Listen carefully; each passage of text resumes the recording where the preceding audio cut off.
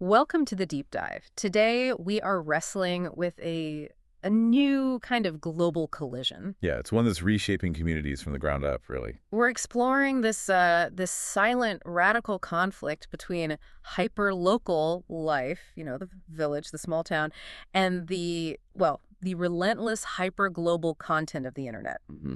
I want you to anchor this entire deep dive on one single image. Okay. Picture a shepherd. He's standing on a dusty hill, a landscape that maybe hasn't changed since the Bronze Age.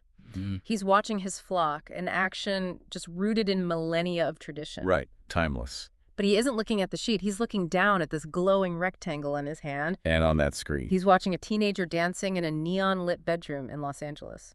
Or maybe he's scrolling through a war update from a continent he's never even heard of. And that scene, that one image, is everything. It is. For the first time in human history, your physical location has absolutely no bearing on your mental location. None at all. You can be physically isolated, but mentally, you are right in the chaotic, pulsing heart of global culture. And that's the disconnect, isn't it? That's the core tension we have to explore. Absolutely. I mean, what happens when the ancient power structure, the village elder, is suddenly, instantly outranked by Google? Right. When local tradition, whether it's farming or a moral code, has to directly compete with a viral trend driven by an algorithm. So is the internet liberating these communities? Giving them information, education? Or is it quietly erasing them, making everyone, especially the young people, desperately want to be somewhere else entirely? Well, it's not just a subtle thing. We are seeing these specific, really jarring incidents where the digital world doesn't just blend with the physical It world. collides with it violently. Exactly. So let's unpack these cultural collisions and maybe start with the most fundamental thing of all, the way people speak. Let's do it. Language, the foundation of culture. We're calling this the accent shift. And it's something everyone can relate to. You grew up hearing distinct regional accents, right? Dialects that told you exactly where someone was from. Give them an identity, yeah. Absolutely. That dialect is a cultural anchor. Mhm. But what's fascinating now is just how fast it's eroding. So you visit a remote school somewhere you'd expect a really strong local dialect. And instead, You hear 12-year-olds using this very specific American-centric internet slang. things like, that's so cringe. Right, or calling someone an NPC. An NTC, a non-player character, which, for anyone who doesn't know, is a video game term for a character with no free will. It's used to dismiss someone as, lacking original thought. And here's the key. They're not learning this from their parents. Not the parents, not their grandparents. They're learning their cadence, their vocabulary from global streamers. Yeah. From YouTubers and TikTok creators. And the implication of that is profound. The local dialect, the language of their ancestors, it subtly becomes associated with being backward. It's uncool. Yeah. It's what you say when you don't know any better. So what we're seeing is the death of local language and this move towards a single global. Internet accent. The kind of universal, homogenized way of speaking. But the tragedy isn't just the loss of the sound, is it? Not at all. That's the real point. Language isn't just words. It's a storage system for knowledge. What do you mean? Well, many regional dialects contain vocabulary that captures local wisdom names for medicinal plants. 50 different words for different types of soil, ways to describe weather patterns that are unique to that one valley. And when the kids stop speaking the dialect, They don't just change their accent. They lose access to generations of critical, embedded environmental knowledge. That wisdom it can't be translated into the language of the global generic influencer. wow, that is heavy. So the loss of a voice leads to a change in how they see themselves. And their world.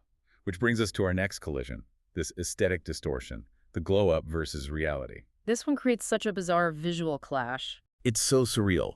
Rural youth are just bombarded with these hyper-stylized, filtered, perfect aesthetics from global influencers. And they want to replicate it. Yeah. Instantly. Exactly. So they order cheap, fast fashion, the Shein, the H&M knockoffs, to get those exact outfits. We call this fast fashion in the fields. And it paints this jarring picture. Instead of seeing clothes that make sense for the environment, practical hard-wearing boots or jackets, you see someone in a neon urban streetwear outfit. Standing next to a tractor. Or walking down a muddy road. Ah. I can't imagine my neighbor trying to fix a fence wearing a type branded t-shirt. It just doesn't work. Functionally, it's ridiculous, but psychologically, it's devastating. How so? Because the internet sells one single global aesthetic.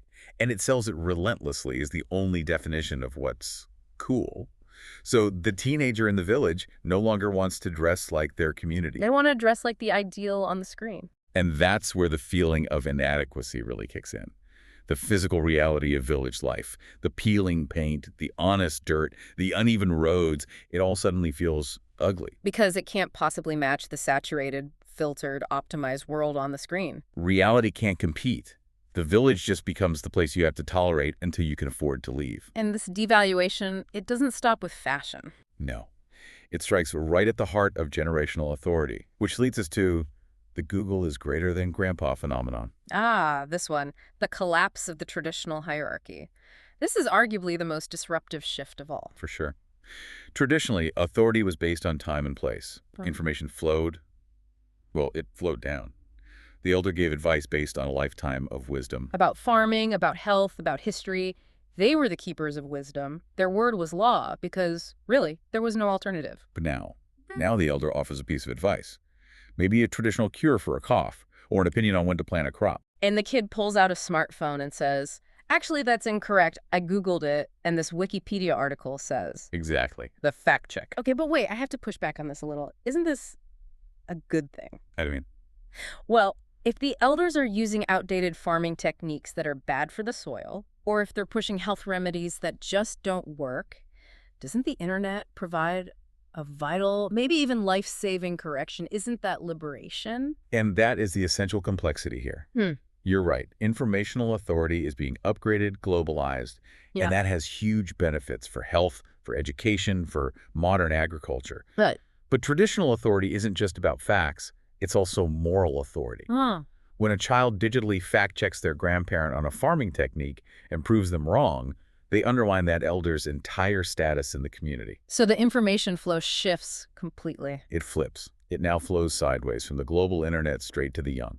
Elders lose their status not just as keepers of knowledge, but as keepers of the community's values, They just become outdated sources of information. leading to massive intergenerational friction, emotional detachment. So the community might get a better crop yield, but they lose their moral center. That's a huge trade-off. It is. And this collision isn't just about knowledge. It's radically rewiring the economic structure, Yeah. which brings us to the viral lottery. This is where the social structure just starts to warp. It really does, because sudden, almost astronomical wealth is now possible from the most unexpected corners of a community. You see the rise of the rural influencer. People who go viral for cooking or dancing or, ironically, for capitalizing on the very rustic life that other young people are trying to escape. Yes. The village cooking channels are a perfect example. Hmm. Millions of subscribers globally. They turn the authentic, unpolished life the village is trying to shed. Into a highly profitable digital product. Exactly. And then you see this massive, disruptive economic flip. Imagine a 20-year-old making simple cooking videos in their backyard. That person can now generate more wealth from YouTube ad revenue in 1 month than the respected local mayor or the wealthiest farmer makes in an entire year. Let's think about the social fallout from that. We had a source with a great story about this. A creator, let's call him Raj, who monetizes his grandmother's recipes. He uses the money to buy a flashy, imported truck. And he parks that truck right in the middle of the village. That truck is a physical symbol of the disruption. It is, and it raises a critical question for the community. How is Raj treated? Is he a hero who beat the global system and put the village on the map? Or is he resented? Because he upended the entire economic order just by getting lucky with an algorithm. And the wealth he created isn't tied to the community's well-being. It's tied to global performance metrics. The new social ladder is based on likes and algorithmic luck, not on years of hard work or community contribution. It breaks the village economy. The anchor between work and reward is just gone. Yeah. And if you look across all 4 of these collisions, the accent, the aesthetics, the authority, the economy, they all point to one singular conclusion. Our mental reality has completely detached from our physical one. That's it. Which brings us to our midpoint challenge. We call this the algorithm autopsy, and this is where we turn the analysis directly onto you, the listener. Yeah. I want you to consider your own social media feed right now. Think about the platform you use the most: TikTok, Instagram, X, whatever it is. Okay, now actually scroll past the first 5 videos or posts in that feed. Look at them honestly. And ask yourself a very, very simple question.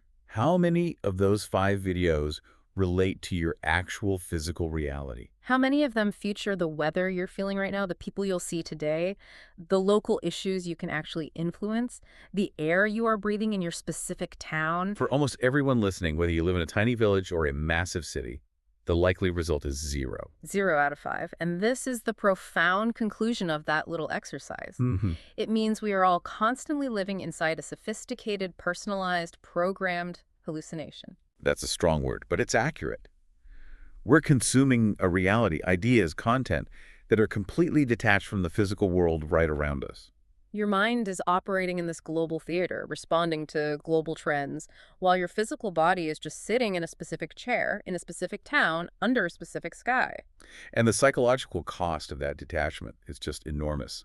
This is where the loneliness, the acute comparison culture, this is where it thrives. Because the physical village used to be the default setting for your life. Yeah. It gave you context, it gave you meaning. Now the village is an aesthetic choice.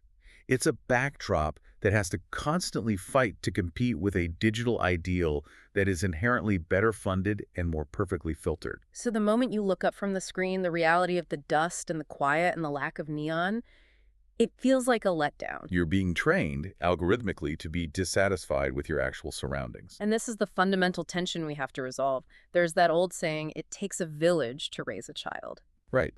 But the evidence, the sources, everything we've talked about, it shows that the village isn't raising the child anymore. The algorithm is. The algorithm is.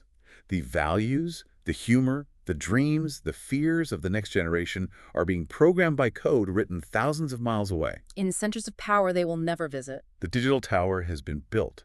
Its signals are inescapable. They reach the shepherd on the hill and the farmer in the valley. So the question isn't whether we have the internet, we can't turn it off, we probably shouldn't even want to. The real question is, will the physical village survive in the shadow of that tower? And we have to decide, as individuals and as communities, do we live on it?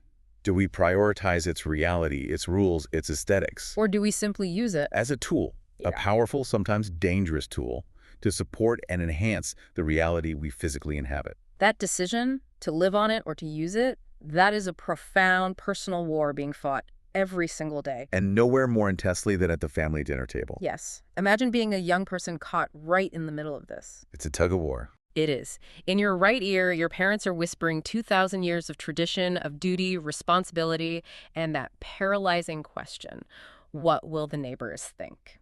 But in your left ear. In your left ear, the modern world, through that glowing rectangle, is screaming about absolute freedom, radical individualism, self-expression for an audience of millions who don't even know your name. And you are the rope in the middle, being pulled between two completely different realities. Next week, we're going deeper. We're handing the microphone to the people living through this, the young adults and teenagers navigating this exact clash. We're going to explore the secrets they are often too afraid to tell their own families. You won't want to miss that next deep dive.